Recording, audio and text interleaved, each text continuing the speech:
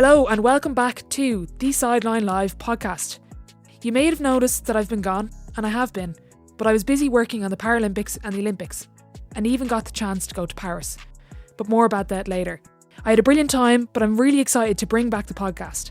I have loads of athletes and coaches lined up, and I'm looking forward to get stuck in over the months ahead.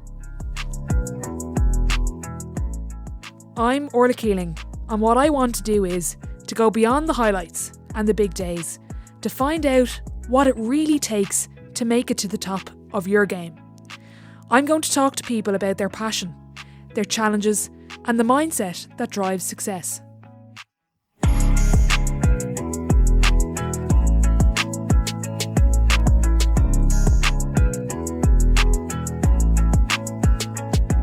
Delighted to be joined by Dr.Jo Brown, who I also didn't realise is a podcast host, maybe during COVID. Yeah, during COVID, I kind of got on the bandwagon with the podcast. I felt quite isolated and was like, you know what, how can I still help people in the world? And even though I was stuck in Australia, I could be on a podcast and help athletes around the world. So looking at restarting that and soon the next few months with the release of my book. So you can look out for that if you're interested after today. Very good. What did you learn from the podcast, kind of reflecting on it now? And I know if you're gonna restart it, probably you're probably thinking of it anyway, but was there anything that struck you kind of talking to people and learnings? Was there anything that really stood out? It's really interesting. My podcast actually stimulated a lot of the writing from my book and realizing a lot of the athlete stories of the athletes that I interviewed. They had all very similar stories and had a lot of similar things going on, and their highs and lows had similar reflections. And I was like, oh, wow, there's a pattern here. And then started looking in more into those patterns and where they came from and how we can actually help athletes, really reach their potential consistently. Brilliant. And speaking of your book, what's the title going to be, or can you give that away yet? Probably not. I can give the book a title. I can't give the cover yet, but the book is called See Your Elephant, Discover What is Holding You Back from Your True Potential. And it's the whole idea that it's not just elephants in the room. We all have elephants and they show up in high performance moments. And elephants are our blind spots, our BS, the stuff we don't want to deal with. Brilliant. So first question is, what is the biggest elephant that gets in the way of athletes reaching their potential, Jo? So I talk about 14 different elephants, and the biggest, ugliest, nastiest one is fear. 100%. So fear is like the elephant that trumps all the others. So if fear's in the room, nothing else is going to really get a look in. Okay. And as a coach then, and in terms of combating that fear and what you do with your athletes, how do you combat that fear? And or even how do we stop that fear developing? Is it younger ages? Do we catch them younger? What are your thoughts on it? I actually think we need to start like I talk about mind skills, like rather than mindset or those kind of things. So mind skills, like teaching the skills to our young athletes earlier on and actually getting them to engage and looking at, not just what are my strengths, but what are my weaknesses, and going through some of those processes really early on and realizing the large role that our mind plays in our performance. And we spend all this time, I think, from a very early age, getting so caught up in, how fit they are and how strong they are and what biomechanics look like. And trust me, I'm all about all of that stuff as well. But if we don't deal with this other section of performance with other pieces of the puzzle, then it all gets lost and wasted. And I really think those mind skills, teaching them early, is going to, really help athletes develop into sustainable athletes that can, have a career that actually changes them from being, a one-time champion to a legend of sport. When you talk about an early age, then how young is too young? What's your kind of age range for like elite performance within childhood? Is there any particular age that is kind of a cut-off, or what's your kind of rules around it?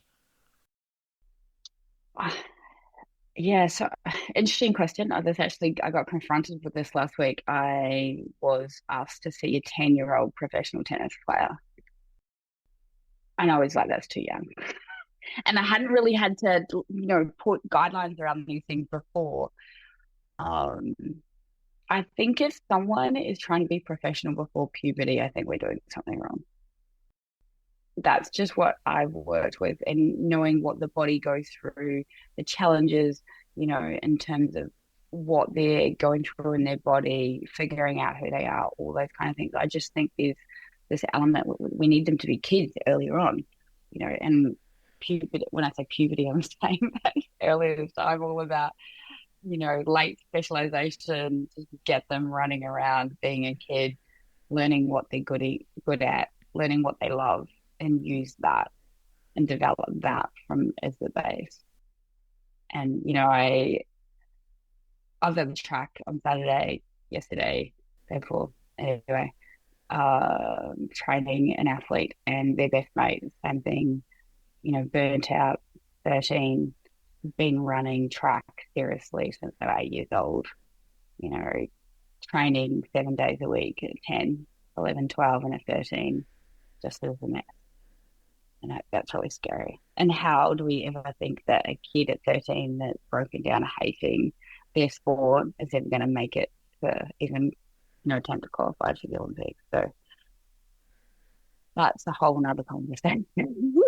Yeah, 100%. And it's even like, do you think we're getting too caught up? And I don't want to blame parents, but even coaches, are we all getting a bit too caught up in making the next big thing? And I was at a great coaching event the other week, and it was like, they were like, realistically, if you have a team, you've probably got 99% of your kids are never going to play elite sport, and you've got the 1% who might.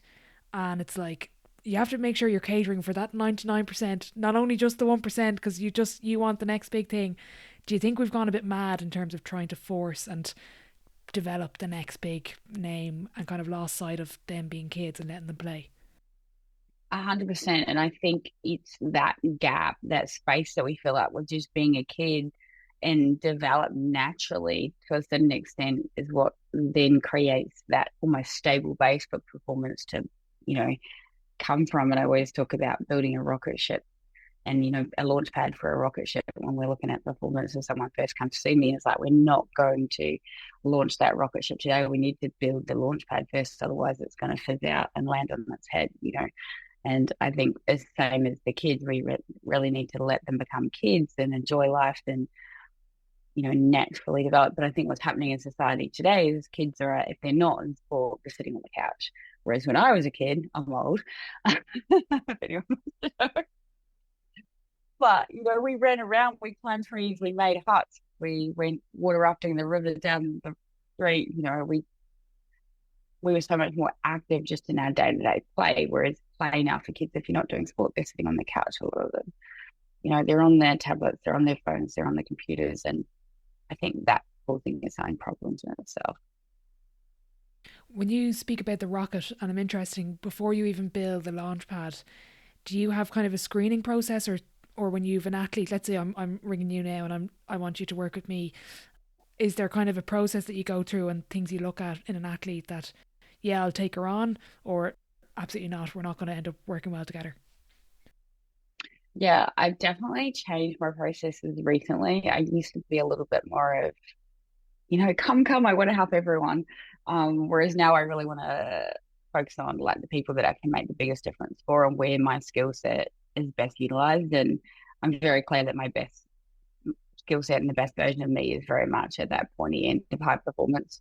The 1%ers is probably where I perform best under those high pressures, lots of stakeholders, all those kind of things. So whether that's in the NBA, the NFL, fastest man on the planet like Noah, that's where I really thrive. And it's not that I don't want to be involved in that lower end of performance, but I feel like in terms of me being in the room with someone, that's where I thrive, and that's where I'm the best at what I do.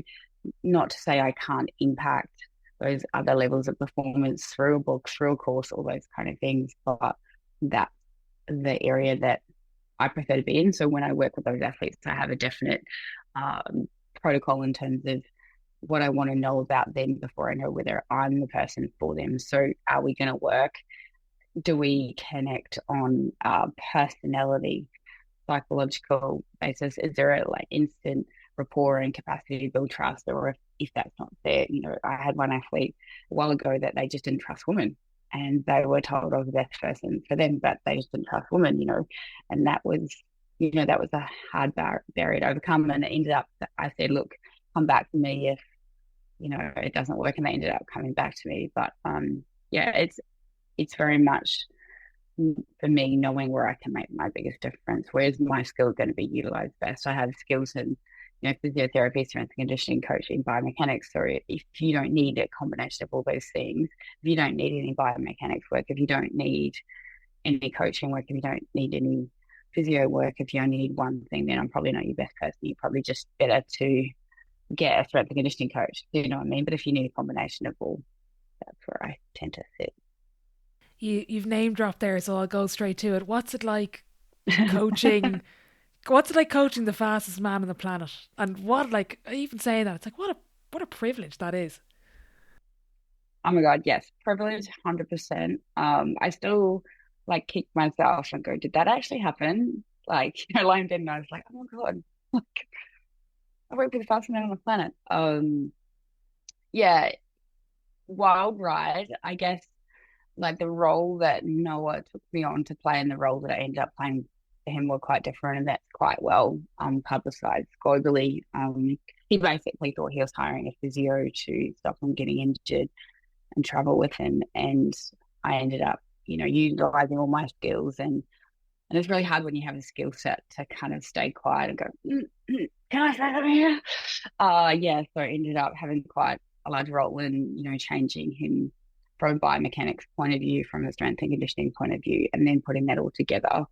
And that's what I call transformative biomechanics. And that's how I tend to work with athletes. But yeah, that was a pretty crazy ride. And even I think he had no idea the role that I was going to end up playing in his performance. He just thought I was going to keep him out of the injury box, but ended up playing quite a significant and different role.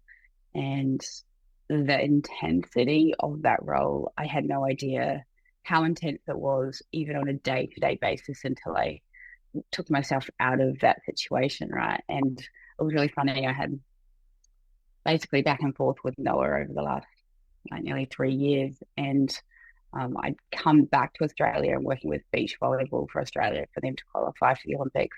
And we're like a big competition with the beach volleyball guys trying to qualify for the Olympics, so big stakes. And I just felt like I was on holiday. I was so relaxed because for them, like, it's just a different type of sport, right? So with Noah, every muscle contraction matters. Every shape, every foot contact matters. How everything feels and everything connects for him matters. Whereas with these guys, it's like, oh, yeah, that jumps out a bit off, or I didn't strike the ball on that one contact. But over the time of the game, that one contact doesn't really matter, unless perhaps it was the winning match point. But yeah, it was just a completely different intensity. Yeah, refreshing to get a change, I suppose. What were you like during the race, during the final? Do you watch or do you put your hands over your eyes, or then that photo finish?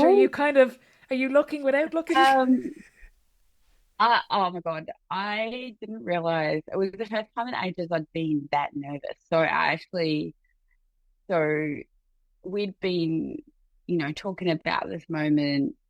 There were so many decisions that his team made around, what we were going for, what was more important, the world record of 200 or a 100-meter gold medal, those kind of things. And, over the last 3 years, it's definitely been like, no one remembers the world record holder once it's broken, like, but they always remember the Olympic gold medals. And that conversation, like, literally came up and up and up. And it's like, okay, the Olympic gold medal is kind of the thing.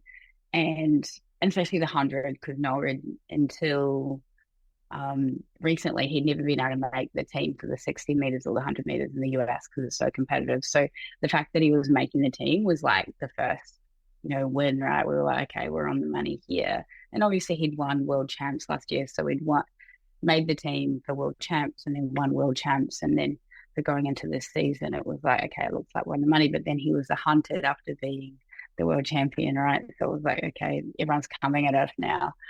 And it was really interesting in the build up, and all the media, everyone was kind of discounting Noah, like he's out, like, no, it's going to be Shane Thompson and Fred Curley. And, they're talking about everyone else apart from Noah. And we were all secretly, he's got this. We know what the times he's been doing in training. And I think, the numbers don't lie. And you know what an athlete is capable of. Like, they're not just going to pull out some random time out of the blue. Like, we know what he's capable of. And it was just, can he execute when it counts? Is his body, his mind, is he going to be fresh enough because of the pressure of the Olympics?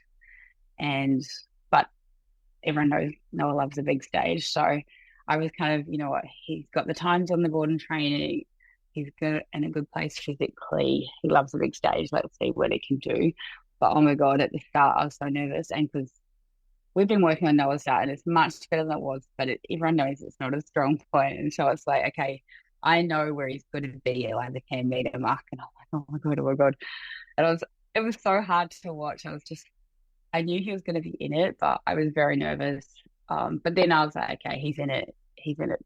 We'll see what happens. And then, like, no one knew what had happened, right? It was like, did he win it? Did he get it? And even he thought, like, Shane had got it, right? And then he got it. But the funny thing was, kind of early season, he was having some issues with his trunk lean. And we'd actually been doing some drills and working on that and doing an activation in his warm-up just for his trunk lean. And then when, like, literally the gold medal came down to his trunk lean, I was like, yeah. I was like, yeah, that drill, every drill mattered. But, like, that was the detail that our work came down to, was those minute little biomechanical factors that we could change and influence. How did you find it, Jo, going from, you mentioned it there, the mentality of chasing to being chased? And I'm conscious now, you might have more cycles to go, but like, what's that like, actually being in that and chasing somebody, and then it's like, oh shit, they're actually chasing us.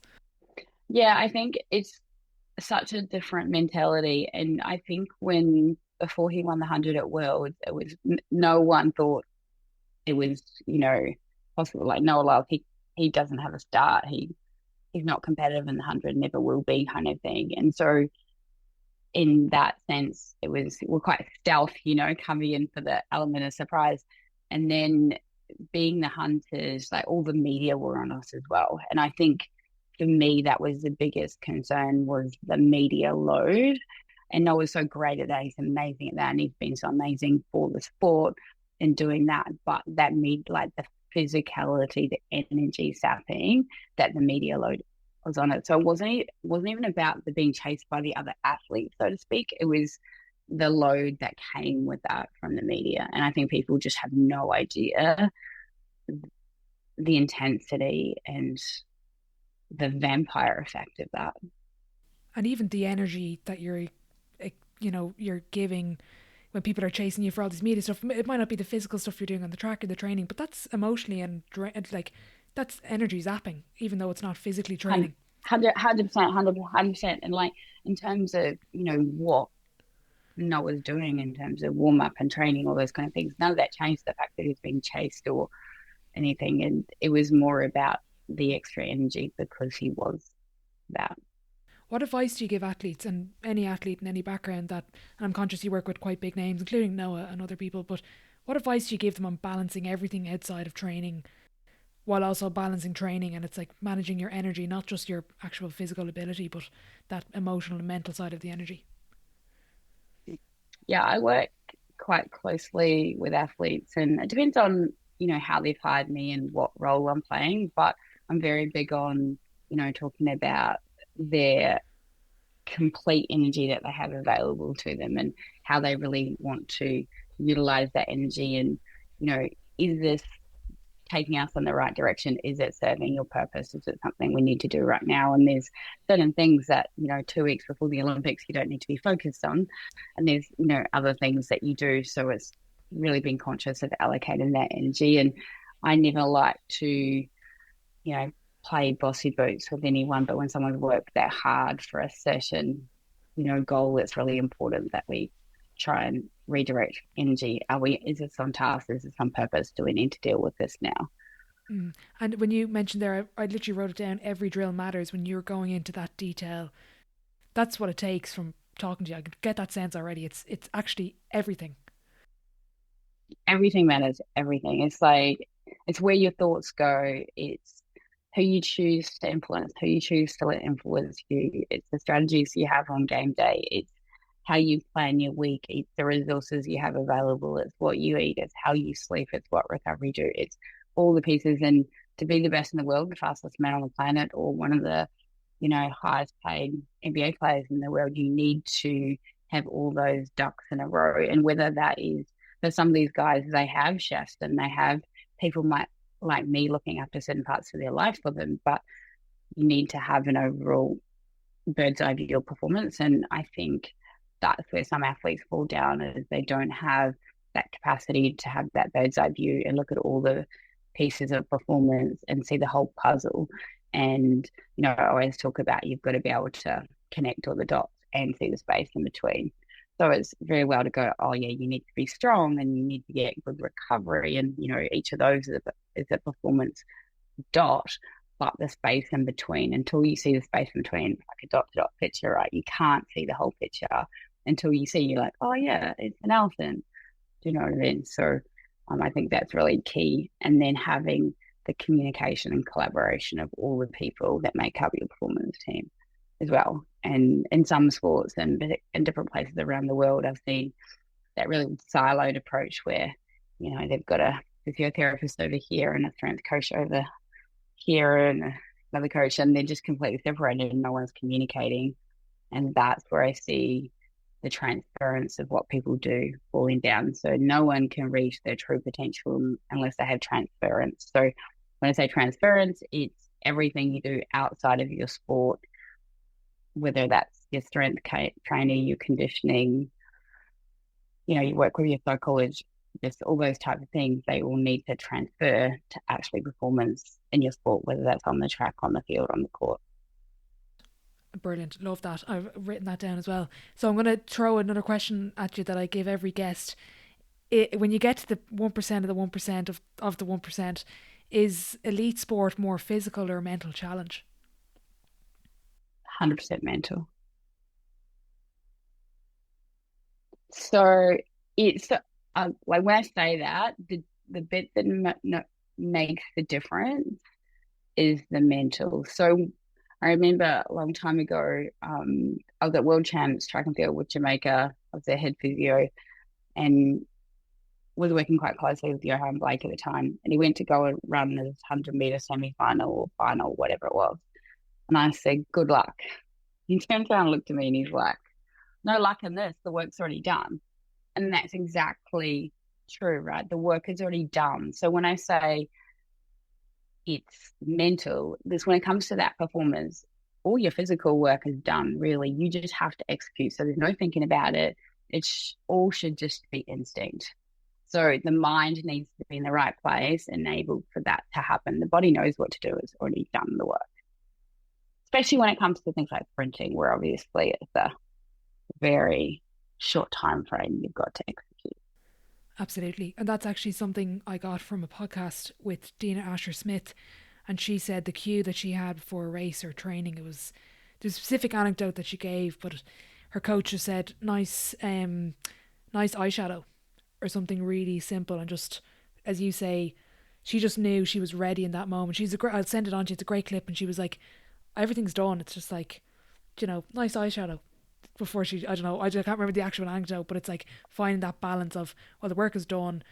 All you have to go is doing what you did. Yeah, and most athletes at the highest level, when it comes to sports like track and field and sprinting, they will have rehearsed so well in their mind exactly. They've visualized everything, how it's going to play out anyway. So literally they just need to press play on that visualization and make it happen. Brilliant. You've spoken a bit before about the champion mindset and that mindset. Can you describe what that is to someone like me that I've no idea what that is? It's funny because in my book I talk about 3 different types of hunters, and you go hunting your elephant. So I talk about the seeker is essentially the champion mindset, and the seeker is the person that is always running towards their greatest performance. So whatever it is, whatever hurdle comes in their way, they just keep running towards. They'll take on the feedback, they'll take the knockbacks, and they'll just find a way. They'll find a way to go around, overcome, whatever. They'll always be asking people, how can I be better? So if something goes wrong in a training session, they were like, well, what did I do wrong? How can I be better? What is the thing that I can execute now? What is the thing I need to work on at home? What is the thing that I need to do before tomorrow's session? So they're always going to be trying to make a difference in the moment. They're not going to shy away from something that isn't working for them. They're just going to find a way to be better. And to me, that's that champion mindset, is just always finding a way and questioning what it is to be the best, to be the greatest, and not just assuming and showing up. And I think that's what happens with some people, where they get to that, they're not quite at that the 1% of the 1%, they're at the 5%, right? And they just have made it to the 5%, and they're okay with being great. They're not the best, but they're okay with being great. Whereas a true champion mindset, the people that become legends of sport, they just want to show up 24/7 as that best version of themselves, and they'll do whatever it is to be that. And I talk about high performance being a way of life, and for these guys, that's what it is. And I remember, and I've said this a number of times on podcasts, like Federer and Nadal, like they're, legends of sport, and it's not what they do on court, I think, that separates them from the rest. Is who they are as people and how they show up. And it's hilarious, and I've seen this across the world, is some of the most famous athletes in the world are the people that have asked my name and opened a door for me. And they remember those things because they know that's important. And people go, wow, really? But it's the 5% or the 20% that don't give a crap and they're all about them. And I guess that comes around to, I'm going off track here, but No, not at all. And what is greatness, and I wrote my book basically trying to figure out, what is the difference between people that mediocre and great, or like true greatness? What's the difference between a one-time champion and a legend? And it's all about mindset. It's all about, but when I say mindset, it's not even that, it's who they are, it's how they do life. And it's more than habits as well. And I kind of have this thing about habits, because it's like habits is kind of almost says that, you get up in the morning and you have your glass of water with lemon, and then you meditate for 5 minutes, but that's like 6 minutes of your day. Whereas a true champion, for me, your true champion's mindset is high performance, is 24/7, it's every day of their life. It's the way they do their life. Brilliant. Do you remember when I was saying about how I kept asking more questions? I've just thrown my questions list out the window. I'm just going to focus on this. Because this is brilliant. And it's actually so funny, because I ask every single guest, what is the difference between the elite versus the rest? And it's, as you say, it's that the way they live. And it's so funny you mentioned Roger Federer. I had a tennis coach on, and he was a hitting partner at Wimbledon. And he said he practiced with loads of people, and he never forget meeting Federer, obviously because it's Federer. But when he met him, he wanted to know, he couldn't even ask him anything, because all Federer wanted to know was who he was, who his family was, how he was getting on, his background. It wasn't like he was dying to ask him all these questions, and he was like, no, I want to know you. I want to get to know you. And I'll never forget him telling that story. But it's mad that, and I mentioned the Stanford piece to you before we recorded, and I asked an assistant coach I asked the same question, and she said it's because they're a great person. And at the time I was like, God, I don't know, I haven't experienced that. But it's so funny, it's now kind of coming up every now and then of, it's actually who they are, not their mindset and their ability. Yeah, 100%. And talent is only a tiny, tiny piece of potential and greatness. And it's funny because when I was editing my book recently, and the head editor said to me, oh, Jo, like, you haven't mentioned success, but I've talked about greatness. And I was like, well, they're two different things. And she's like, well, you need to explain that. And it was really interesting because I just didn't realize I hadn't done that. And so she's like, well, what's the difference? And I was like, well, success is quite selfish, and it's about getting the achievements and the rewards. But greatness is actually about leaving a legacy and inspiring other people and changing the lives of other people. And to me, greatness is actually what we all want to achieve. And when we live our true potential, it's not about success. It's not about the gold medal. It's about greatness is what we leave behind and the people we inspire to be better. Like you said, it's who they are. It's the way they do life. And it was the most clarifying moment in my whole process of writing my book, was being asked this question by my editor, right? But when I look at people like Noah's got a foundation with his brother, helping young athletes in the US. Johan Blake's got a foundation. Federer's got a foundation that does like all the greatest athletes that I've ever interacted with are giving back to other people. They're great because of who they are, exactly what you said. Yeah, 100%.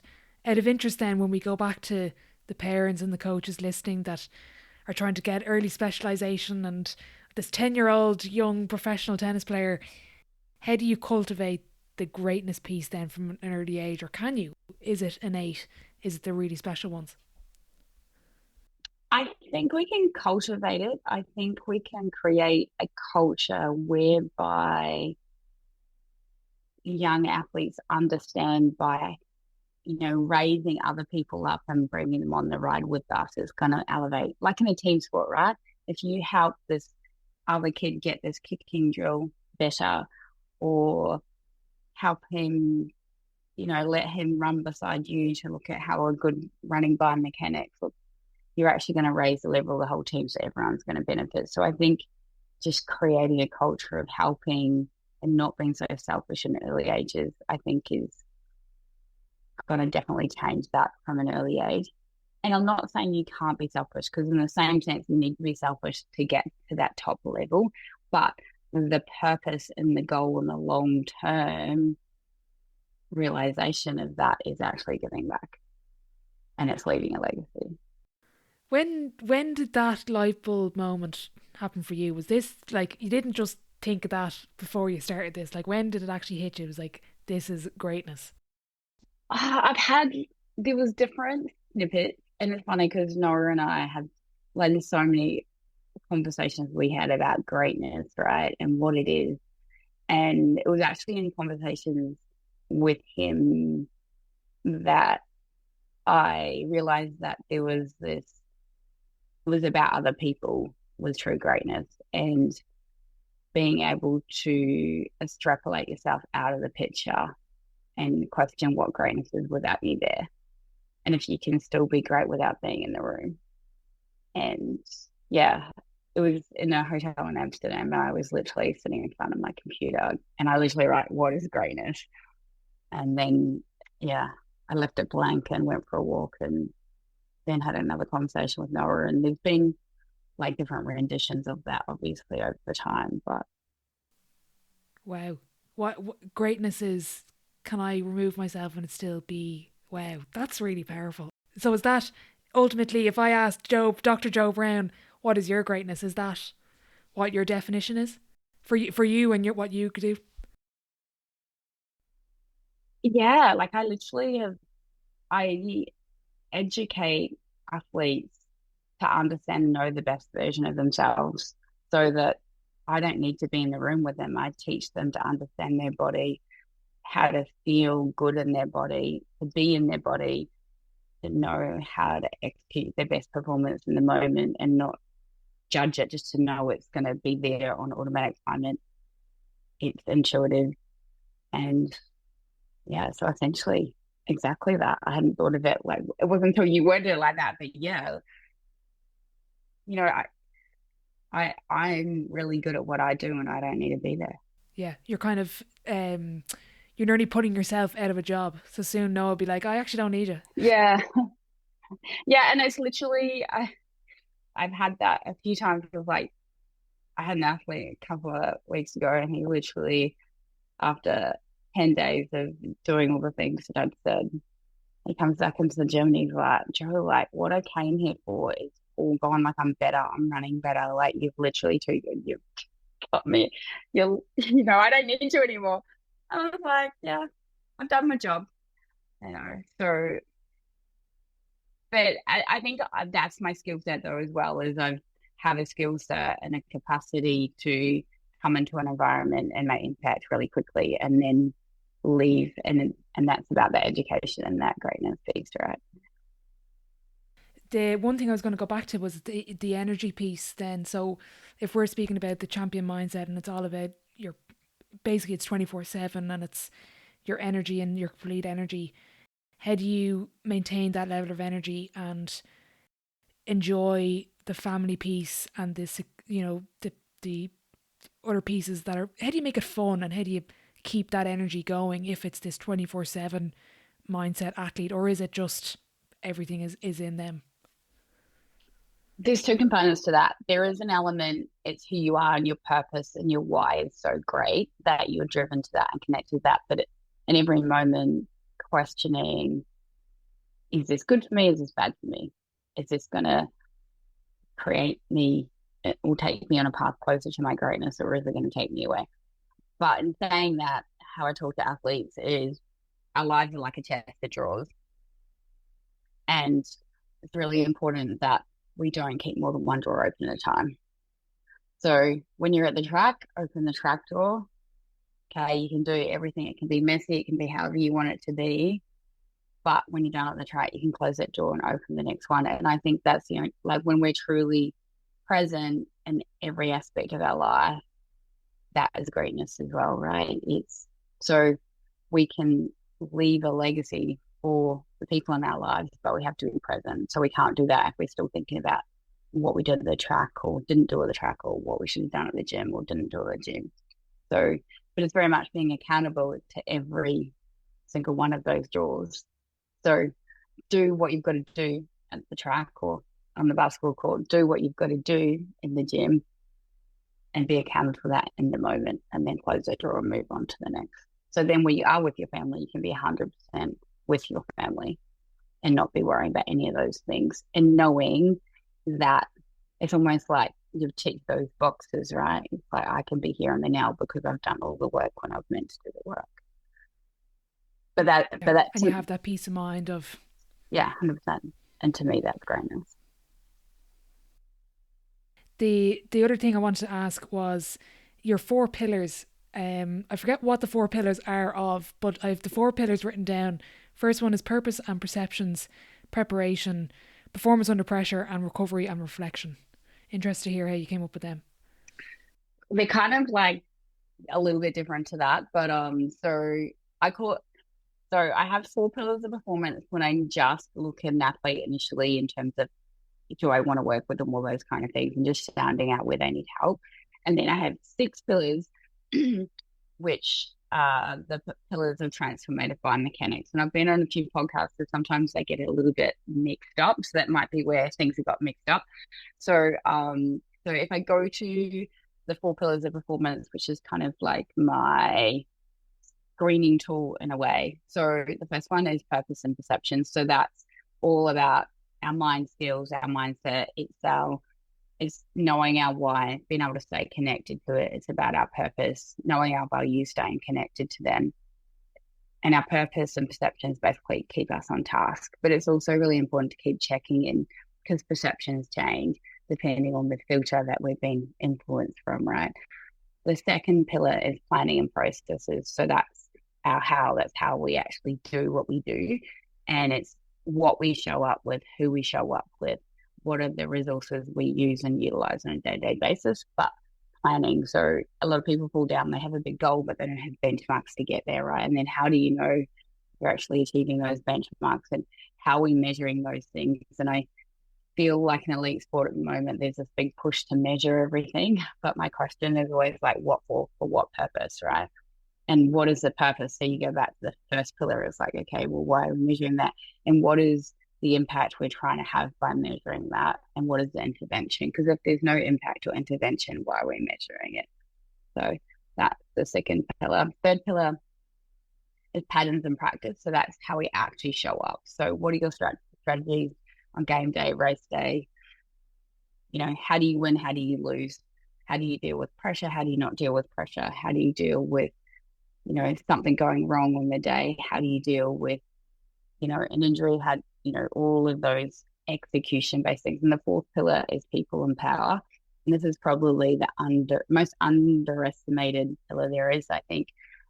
So, and it's about who are our people.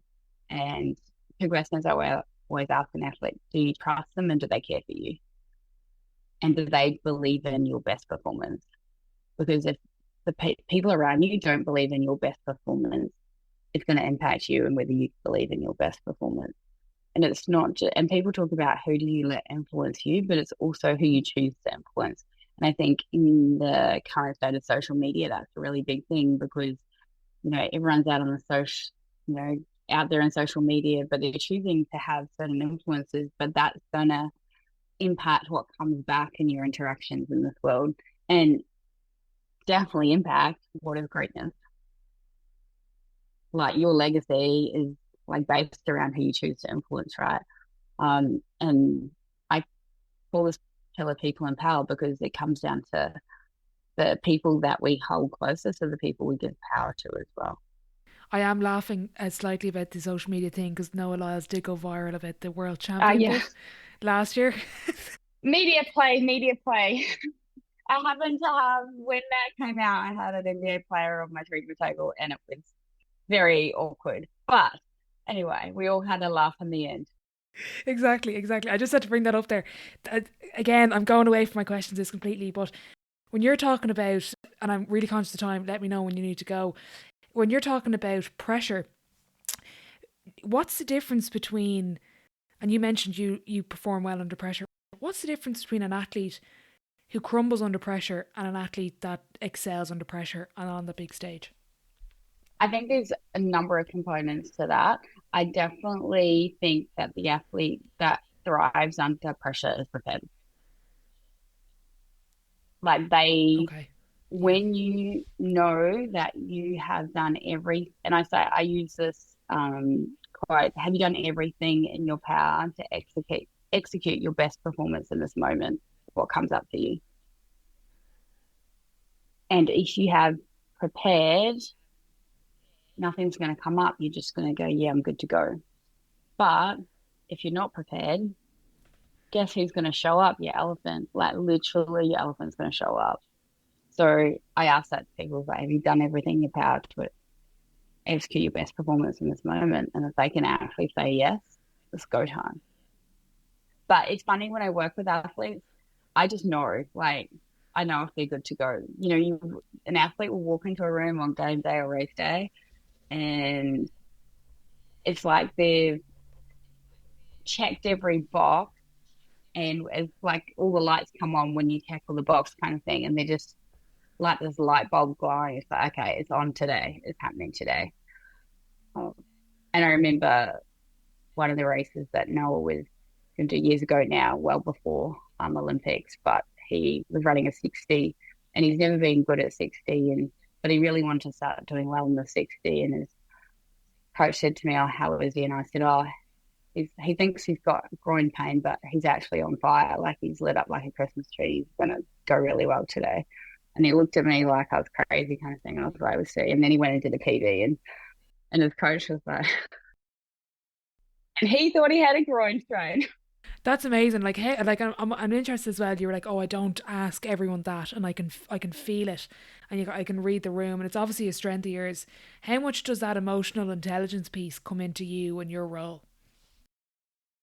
I think it's huge. I think I've said this a number of times in other podcasts. I think I end up getting hired a lot of the time, not because of my knowledge and my skills, but who I am. And it's who I am under pressure and who I am in those moments and being able to read the room, being able to read the athlete, know when it, just a gentle hand on their shoulder and just telling them to breathe. Or is it, okay, snapping them into it's go time? Or is it just peacefully going through their activation routine and not saying anything?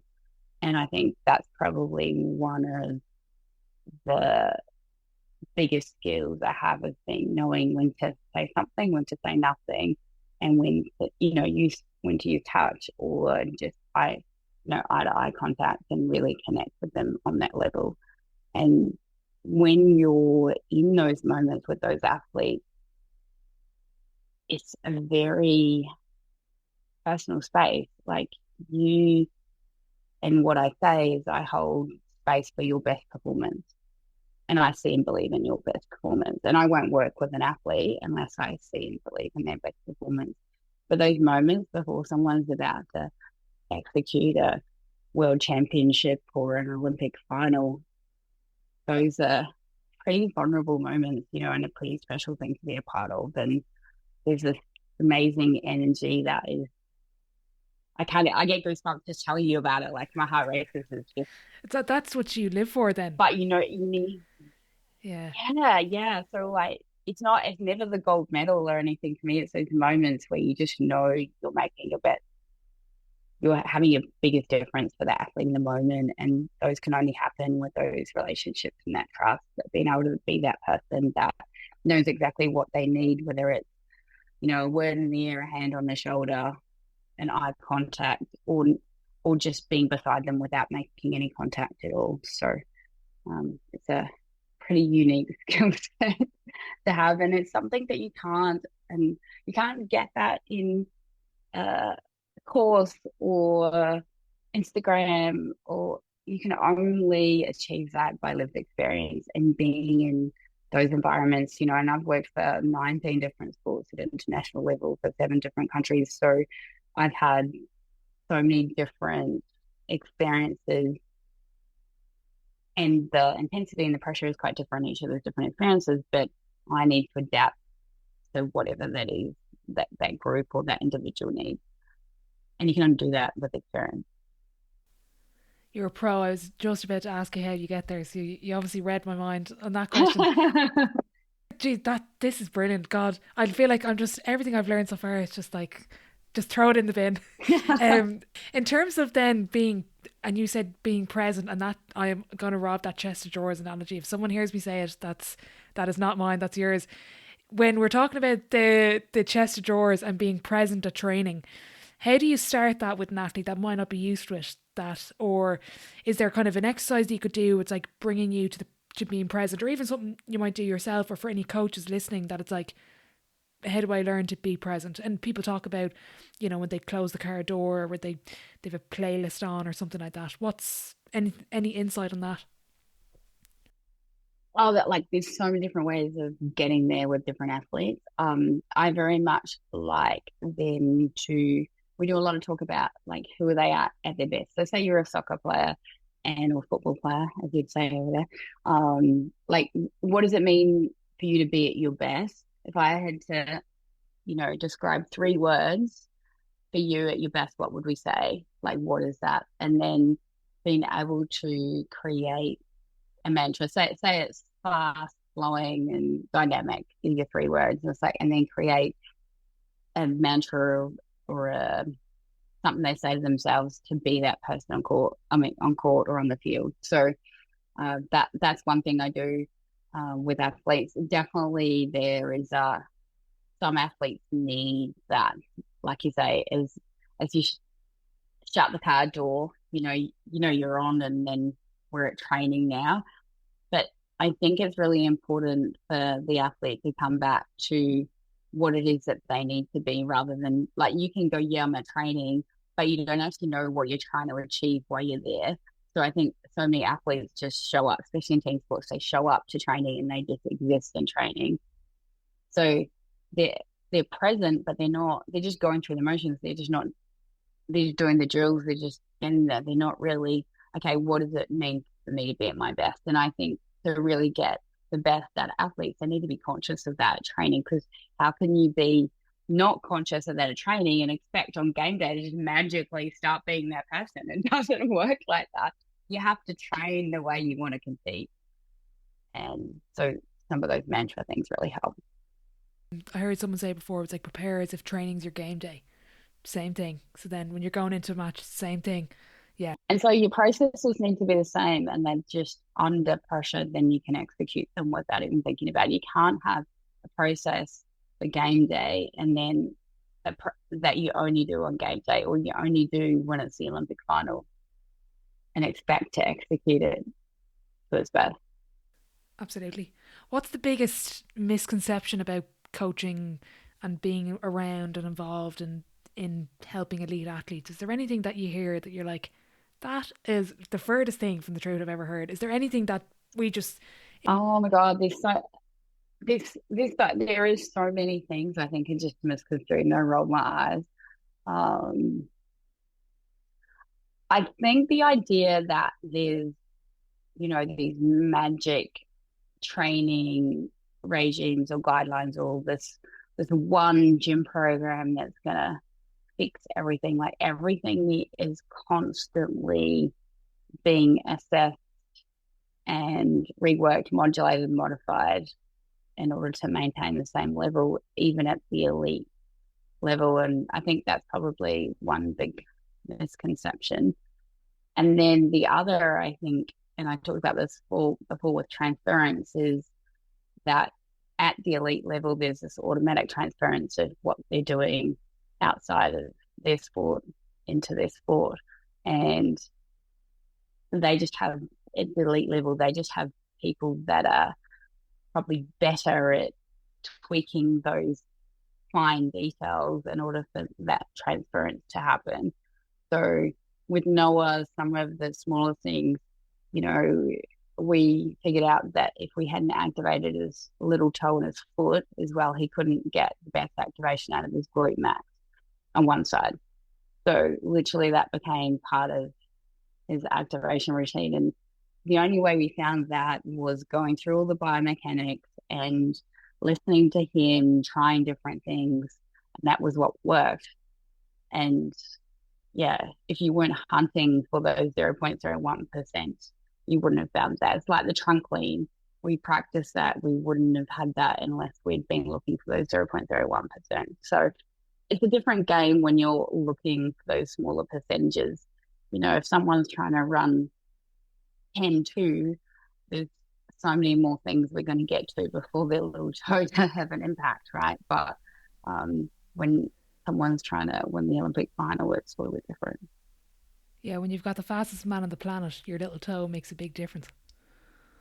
Every contraction counts. And literally when I got my head around that in terms of why is it so intense for me when I work at this level, and when every contraction counts, you can't afford to not have your glute max firing well because the little toe's not doing its thing. Amazing. I'm going to try and generalize it for the 99.9% of the rest of the population that won't be at the Olympics. What is one thing that you think any athlete of any sport, and I'm conscious that we've specifically talked a lot about one particular sport, but of any sport, do you think that an athlete would benefit from doing, regardless of their kind of, if they're Olympian or if they're maybe not an Olympian, or just any sport? Is there anything that you are like dead on, just for any general athlete listening? What should they do?